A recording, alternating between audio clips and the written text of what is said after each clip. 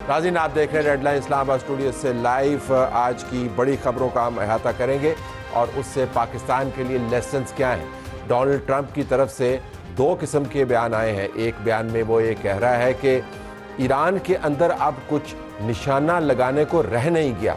आज जो पेंटागन ने फिगर्स जारी किए हैं, उन फिगर्स के मुताबिक अभी तक अमेरिका ने ईरान के अंदर 5400 टारगेट्स हिट किए हैं। जब हम टारगेट्स की बात करते हैं तो ये टारगेट्स छोटे मोटे टारगेट्स नहीं है। इसके अंदर शहरी और मिलिट्री ज़िंदगी के वो तमाम इंफ्रास्ट्रक्चर मौजूद हैं जो किसी भी मुल्क को, किसी भी निज़ाम को खड़ा करने में मदद देते हैं। अभी तक जो हमने मैप्स देखे इन अटैक्स के, डेवास्टेटिंग अटैक्स हैं। जब मैं सहाफ़ियों से, अपने एम्बेसडर से जब मैंने बात की कल रात को, तो वो कह रहे थे कि मेरे घर से 500 मीटर के फासले के ऊपर उन्होंने 6 बिल्डिंग्स गिराई हैं और यूँ लगता है कि मुसलसल इर्ताश की कैफियत है जब बॉम्ब्स गिरते हैं। बदतरीन किस्म के आपको अटैक्स नज़र आते हैं। अब एक तरफ से ईरान का मानना ये है कि हमने इस जंग में अमेरिका को सबक सिखाया। पाकिस्तान की तरफ से सिफारती कोशिशें जारी हैं। सऊदी अरब के साथ हमारा दिफाई मुआहदा है जिसका हम एहतराम करते हैं और सऊदी अरब के साथ खड़े रहेंगे। ये फॉरेन ऑफिस के जो नुमाइंदे हैं, फॉरेन मीडिया से डील करने वाले, उनका बयान है। दूसरी तरफ पाकिस्तान के वज़ीर आज़म ने ईरान के सदर के साथ भी बात की और जो नया स्पिरिचुअल लीडर है, उनका सुप्रीम लीडर, उसको भी बाकायदा मुबारकबाद दी पाकिस्तान के सदर और वज़ीर आज़म ने। तो हम एक पुलसरात में से गुजर रहे हैं। फ़िलहाल तो मामलात हमारे काबू में है, लेकिन हालात मखदूश भी हो सकते हैं। हम इस प्रोग्राम में जिसके मेहमानों का तारुफ मैं भी करवा देता हूँ, ये जानना चाहते हैं कि इस जंग से हमने सबक क्या सीखे। पाकिस्तान एक फ्रंट लाइन स्टेट है, पाकिस्तान के गिर ख़तरात हैं, पाकिस्तान के बॉर्डर्स अनस्टेबल करने की कोशिश की जाती है। अफ़गानिस्तान के अंदर आज जो टारगेट्स हमने देखे हैं उसके मुताबिक हमने तालिबान के इंफ्रास्ट्रक्चर को तबाह करने की काफ़ी कोशिश की है, उसमें कामयाबी हुई है, लेकिन वो जंग जारी है। हम क्या सीखें ईरान के साथ जो कुछ हुआ और जो अमेरिका और इसराइल ने किया। हमारे पास स्टूडियो में मौजूद हैं सायरा अफजल तारर साहबा, जो रुकन कौमी असम्बली है मुस्लिम लीग नवाज़ की तरफ से, साबिक़ वज़ीर सेहत हैं। आपका बहुत शुक्रिया जी, आपने हमें ज्वाइन किया। अली मूसा गिलानी, रुकन कौमी असम्बली पीपल्स पार्टी के एक नुमाया सियासतदान, आपका बहुत शुक्रिया जी, आपने भी हमें ज्वाइन किया। उमैर खान न्याज़ी साहब, रुकन कौमी असम्बली पाकिस्तान तहरीक इंसाफ की तरफ से, और सुमेरा खान, नुमाइंदा ख़ुसूसी समा TV, आप दोनों का भी बहुत बहुत शुक्रिया। एक लेसन अगर आपको लेना हो तो हमने अभी तक क्या सीखा है इस तमाम सिनारियो को देख? अब ये ख़त्म नहीं हुआ, कुछ पता नहीं कि सुबह हो जाए, कुछ पता नहीं कि सितंबर तक चलता रहे, वी डोंट नो। सीखा क्या है हमने? बस बहुत शुक्रिया तलत साहब। इस वक्त जो पूरी दुनिया की सूरत हाल है और बाकी भी, मुझे ये लगता है कि एक तो ईरान जिस तरह खड़ा हुआ है, जो भी कीमत उन्होंने अदा की है और वो कर रहे हैं और शायद करेंगे भी, सो मुझे ये लगता है कि एक तो ये सीखा है कि बहसीयत कौम जब आप एक फ़ैसला करते हैं और तो फिर उस पे जब आप खड़े रहते हैं तो फिर दुनिया माने या ना माने आपका एक मुकाम होता है और तारीख़ में अपना नाम लिखवाते हैं। दूसरा, मुझे ये लगता है कि जो इस वक्त न्यू वर्ल्ड ऑर्डर है और जो चीज़ है, एक नफ्सा नफसी है। ये मेरी ज़ाती राय है, ये मैं ये नहीं कह रही कि एक को मेरी पार्टी का मौक़िफ़ है। हम जो बात करते हैं मुस्लिम उम्मा की, या हम कभी रीजनल अपने अलाइंसेस की बात करते हैं, कभी हम रिलीजियस करते हैं, लेकिन हर मुल्क जो इस वक्त आप देखें वो अपनी बका की जंग लड़ रहा है।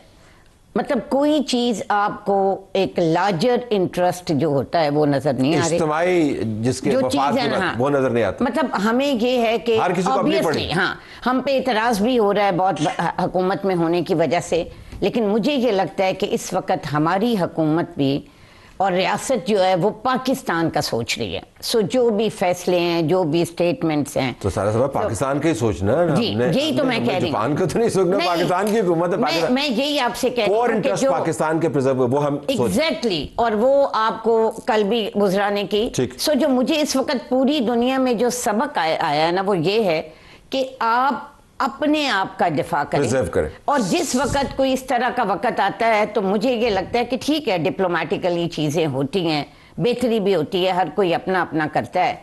और तीसरा, मैं एक और भी कह रही थी, एक और सबक भी है कि दुआ अल्लाह से करें कि अल्लाह किसी ऐसे बंदे के हाथ में वो चीज़ ना दे कि जो उसका अहल नहीं।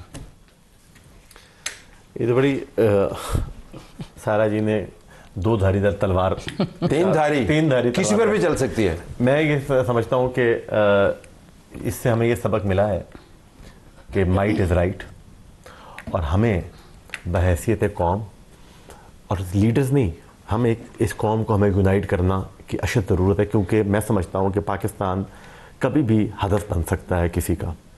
आप इसको बिल्कुल रूल आउट ना करें। हमारे 3 बॉर्डर्स जो हैं, तीनों बॉर्डर्स पर हमारे हालात ठीक नहीं हैं।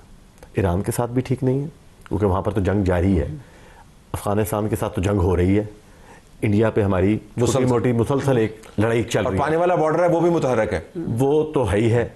सिर्फ एक छोटा सा बॉर्डर जो चाइना के साथ ऊपर जाके लगता है, वही एक महफूज बॉर्डर हम समझते हैं उसको। तो हमें किसी हर चीज़ के लिए तैयार होना चाहिए, आज कल नहीं। ये नहीं कि जब बढ़ जाए ऑयल प्राइसेस तो प्राइम मिनिस्टर जो हैं वो तकरीर करें कि हमें ऑस्टेरिटी मेजर्स करने हैं। आप यकीन करें कि आज से कोई हफ्ता पहले मैं एक इफ्तारी पे जा रहा था, तो इस्लामाबाद F10 से मैं निकला। हमारे दोस्त हैं MN अकील साहब, पार्लिमानी सेक्रेटरी हैं लॉ के, उन्होंने टैक्सिला बुलाया हुआ था।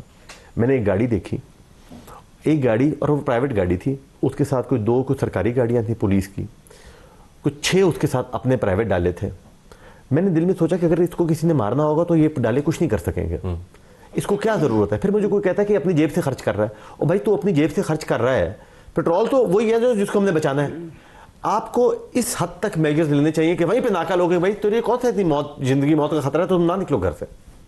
अगर तुम्हें मौत का खतरा है तो घर से मत निकलो। हो सकता है वो नाका लगाने वाला बंदा वही जा रहा है। अच्छा, अब देखें ये तो उसको आप कैसे रोक सकते हैं? देखिए ये चीज़ें हर हुकूमत में होती हैं, चाहे वो सिंध है, चाहे वो KP है, चाहे वो बलूचिस्तान है, चाहे वो पंजाब है, चाहे वो कश्मीर है, हर जगह पर है। मैं ये नहीं कह रहा किसी एक को टारगेट कर रहा हूँ कि इस्लामाबाद में है।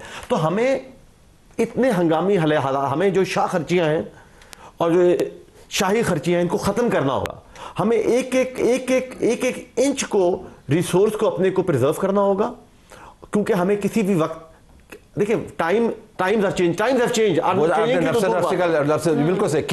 चेंज, वो बात खत्म हो गई है। कोई लॉन्ग टर्म नहीं है, कोई short term. It is now, it is not tomorrow, it is now. So we have to act now. तो आपको लगता है हमारे पास फिलहाल, बिफोर आई गो, आपको लगता है हमारे पास ऐसी कोई तैयारी नहीं? हम सिर्फ बातें करते हैं। प्रैक्टिकली क्या हो रहा है? हम सिर्फ बातें करते हैं। आप यकीन माने, हमें कोई अंडरपास की इस टाइम पे जरूरत नहीं है। आप इंफ्रास्ट्रक्चर डेवलपमेंट बंद कर दें फिलहाल, आप रिजर्व करें, चाहे आप उसको अपने रिजर्व, मिलिट्री रिजर्व में खर्च करें, उसको आप बचा के रखें। प्रोविंशियल गवर्नमेंट डेवलपमेंट स्कीम्स बंद कर दे सर। अगर जो मेरे MPs का क्या करें? सिर्फ शॉर्ट टर्म आप उसको फिलहाल एटलीस्ट कुछ अरसे के लिए देखिए मैं इस टाइम पर MN हूं, मुझे भी ये चाहिए कि मुझे फंड मिल जाए। देखिए मुझे, हमें कितना फंड दिया साहब का? 25 करोड़ रुपए। 25 करोड़ से कोई खुश नहीं होता, कुछ नहीं होता 25 करोड़ से। पंजाब में अरबों रुपए लग रहे हैं, जरूरत है, डेवलपमेंट होनी चाहिए।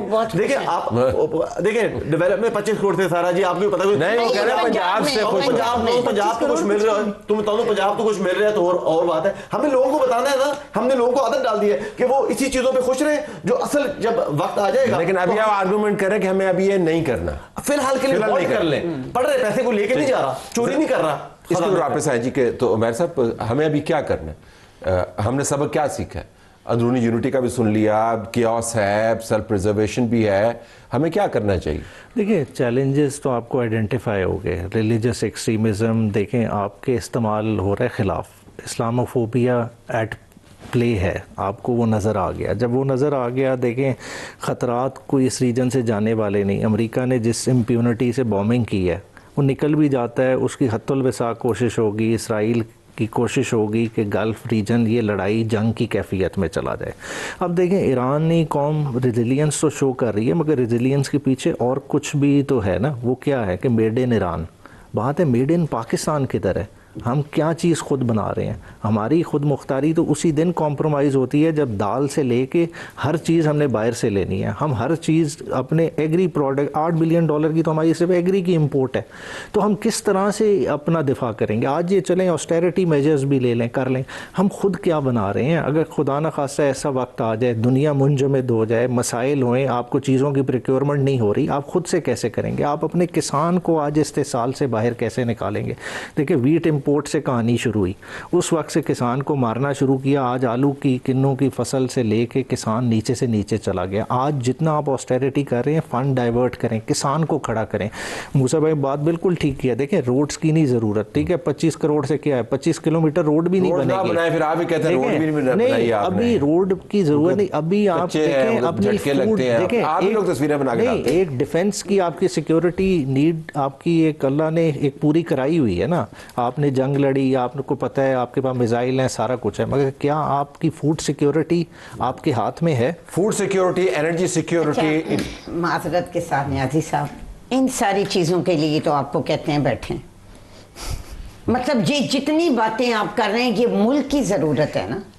मतलब एक तरफ जो हालात हैं इस वक्त, ये सियासतदानों ने बैठना है ना, ये और तमाम स्टेक होल्डर्स नहीं बैठना है। मतलब आप सिक्योरिटी की मीटिंग में नहीं जाते। ये जितने चैलेंजेस की हम बात कर रहे हैं, क्या इनका हल क्या है? नहीं, बिल्कुल आप इस टॉक शो में तो हम बैठ के बात कर रहे हैं। सारा जी, वैसे जो आपके साथ बैठे हैं वो भी यही बात कर रहे हैं। ये जो आपके साथ बैठे हुए वो भी आपको यही कह रहे हैं, जिनको आप बुला रहे हैं वो भी यही बात कर रहे हैं। वो जो साथ बैठे हैं ना, वो जब इस तरह के फैसले होते हैं या चीजें होती हैं, उनको वो कम से कम बैठ के सुनते हैं। ऐसी बातें कि एक हमने एक पैगाम, एक बात थारा जी, मैं एक बात मैं काट रहा हूँ आपकी। ये देखें, इस टाइम ना हमने एक पैगाम तो देना है ना दुनिया को, और अपनी कौम को भी देना है।